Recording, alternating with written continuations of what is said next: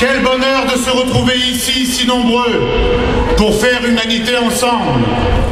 Oui, l'humanité, quel beau nom porteur de lumière et d'espoir, porteur du projet de réalisation de soi et du projet d'un monde commun aux femmes et aux hommes, un monde de partage et de justice, un monde de solidarité et de générosité et de total respect.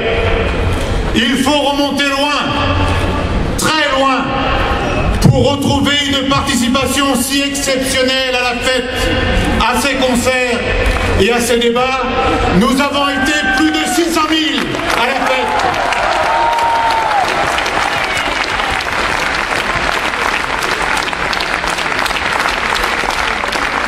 Si le peuple de l'humanité est venu ainsi en masse, c'est parce que toutes et tous, nous recherchons l'unité.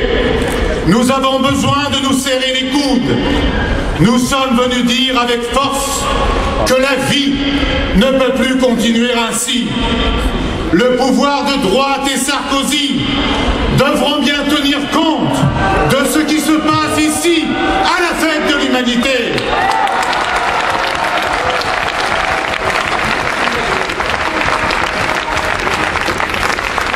Mais cela nous oblige. Cela oblige à rechercher du neuf, à proposer un projet tout à fait nouveau. Voilà le grand enjeu de l'heure.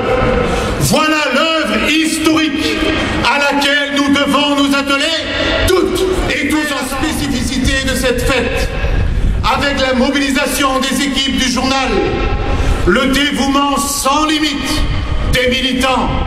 Tout cela échappe durant 3 jours aux valeurs des rapaces de la finance, celles qui broient tout et façonnent un monde de brut, celle de l'argent roi.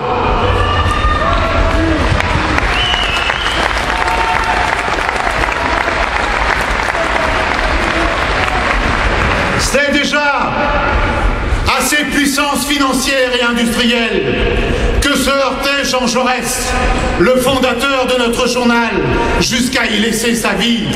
Nous sommes fiers, vous ne pouvez pas vous imaginer à quel point, de poursuivre son œuvre, l'œuvre du défenseur inlassable des paysans et des ouvriers, le patriote et internationaliste, le militant laïque et pacifiste.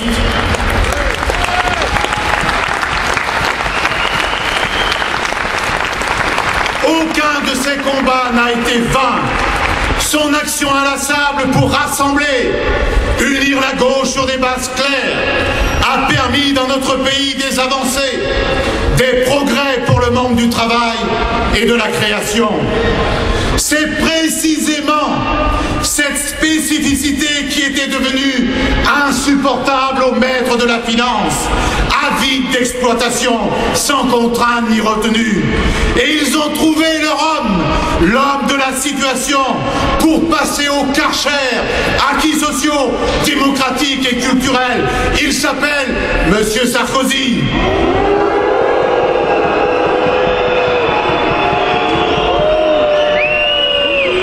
Ce monarque du royaume de la haute finance, ce petit tenancier de l'économie de casino qui s'est donné pour mission de modeler la France, que dis-je, de déchiqueter la France des Lumières, de la Révolution française, de 36, de la Libération, de 68 et de la gauche. Entre lui et nous, c'est le jour et la nuit. Nous sommes les combattants de la solidarité. Lui, c'est le petit soldat de la mise en concurrence, de la recherche du profit maximum pour les membres de sa seule caste. Lui, il prend l'argent aux pauvres pour les donner aux riches. Nous sommes les militants du pouvoir d'achat pour les familles populaires et pour l'augmentation du SMIC à 1 600 € tout de suite. Lui, c'est le fabricant de la précarité, de la destruction d'emplois, du démantèlement des services publics et de la protection sociale. Nous sommes les militants de la sécurité du travail et de l'emploi, de la création de nouveaux métiers pour faire fait reculer la crise écologique. Nous sommes les défenseurs inlassables des services publics, de la sécurité sociale et des retraites, parce que nous considérons que le travail et les formations sont des droits inaliénables et que nous considérons que l'air, l'eau, la santé, la retraite, le logement, l'énergie, le transport, la poste, l'alimentation et même l'accès au crédit sont des biens communs à toute l'humanité, donc des biens publics.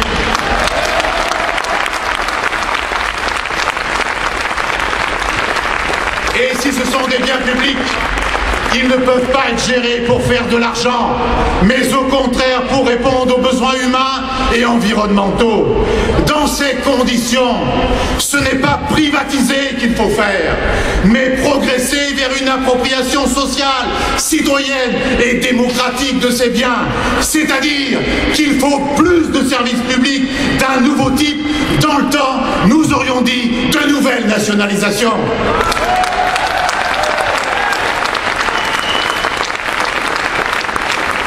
Il n'y a donc rien de plus urgent pour les partis et les élus de gauche que de se mettre à la disposition de tous ces salariés et de toutes ces familles qui souffrent durement. Rien de plus urgent que de résister, d'arracher des résultats, d'obtenir l'interdiction des licenciements, boursiers notamment, une augmentation substantielle des salaires et l'arrêt des privatisations, à commencer par celle de la Poste. Chers camarades, c'est dans cet esprit combatif, cet esprit de réflexion, d'élaboration, d'échange qui anime les équipes de l'Humanité et de l'Humanité Dimanche. C'est cet esprit qui nous conduit à préparer une nouvelle humanité qui sortira le 13 octobre prochain avec l'espoir qu'il soit encore mieux, encore votre journal. Car le journal fondé par Jean Jaurès garde chevillé au corps et au cœur l'espoir d'un monde meilleur. Oui, nous n'avons que ce souci, faire vivre avec vous une nouvelle espérance, et c'est possible. Oui, nous faisons nôtre cette phrase de Saint-Just, le bonheur est toujours une idée neuve. Alors, eh bien amis, debout, construisons ensemble ce bonheur.